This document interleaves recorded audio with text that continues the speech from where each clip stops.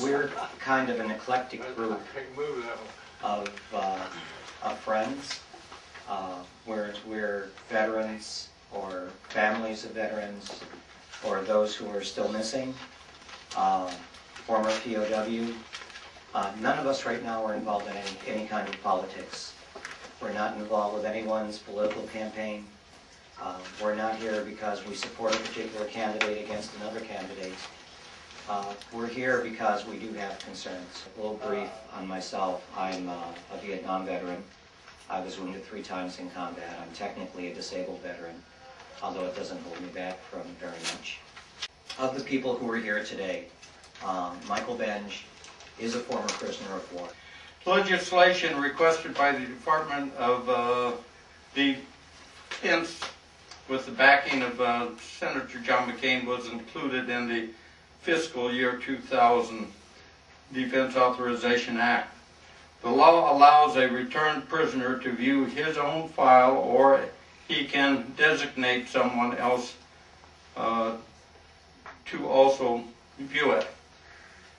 Well, that sounds real nice on the law, but I do know several people who had very much difficulty going and reviewing their own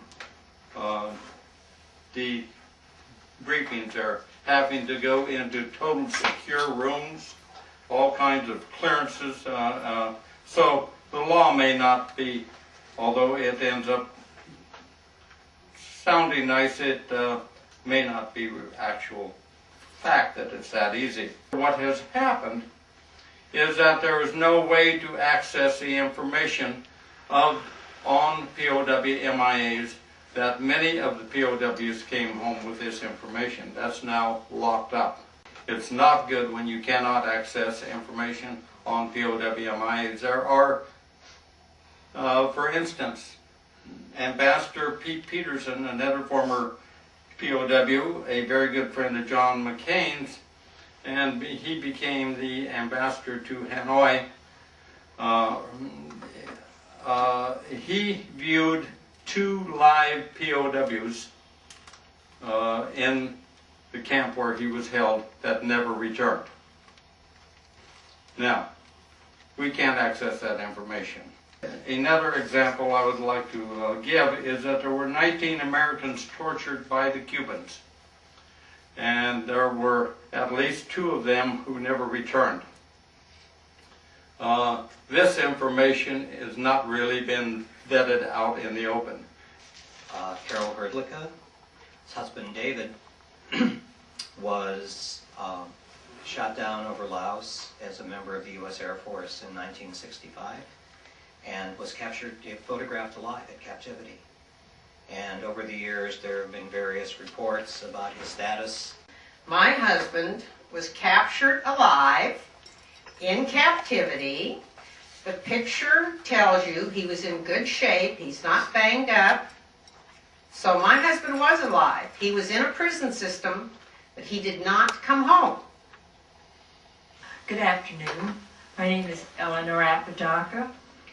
In June 1996, during the National Alliance of Families annual conference here in Washington, D.C., a group of approximately 24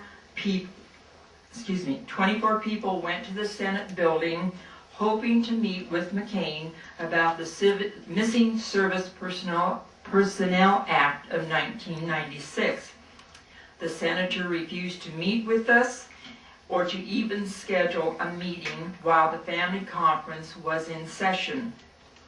We gathered in the hallway contemplating our next move when McCain and a young female aide came from his office in our direction. Our spokesperson, John Parcells, a former POW of Vietnam, stepped toward McCain, asking if he would talk with us. In their brief conversation, I heard McCain deny any knowledge of the act, and he brushed past Parcells. As McCain and the aide approached Jeanette Jenkins, she stepped forward to speak, and McCain backhanded her, causing her to hit the wall, creating a loud sound that resonated in the hallway.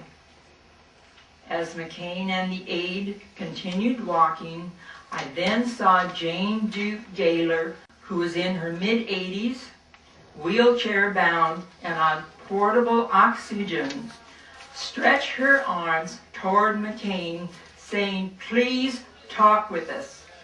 Please talk with us." McCain stopped, glared down at her. He raised his left arm, ready to strike her. He composed himself and pushed the wheelchair away from him. McCain and the aide hurriedly continued down the hall. The remainder of us looked at each other in total shock and disbelief as to what we had just witnessed in those few minutes. And I was one of the ladies with our delegation that went up to see Senator McCain that day in the hallway. And after he assaulted Jane Duke Gaylor's niece, I followed him down the hallway. And as we were going down the hallway, I'm saying to Senator McCain, "Will you please leave the Missing Persons Act alone?" And he says, "I don't know Missing Persons Act. I don't know Missing Persons Act," which that's a lie. He did know, because at that very moment, he was working behind closed doors to gut the provisions that we had put in place and see the important legislation that was gutted. And it was done by Senator McCain. Since 1982, Senator McCain has been in the Congress, and there have been men that were alive in captivity that have died since he's been in the Congress, which he could have been a great help to the families. And in the early days, it would have been very easy for him to step up to the plate and help us get the information that we needed to get. So we had letters wanting to tell him that we needed these protections in place for future generations, so that the future generations wouldn't have to go through what we had gone through. And that's when he blew up. I mean, he was standing there, and when he first came out, there was a smile on his face. He greeted us, and the minute he realized who we were and what we were, he got mad. Down the hallway he went. And I just followed him, and I just kept asking him. The Missing Personnel Act had not been updated since 1942. And this is very important legislation, as we're going to see with McCain as possible president. He's going to be sending more young men and women off into war. We need protections.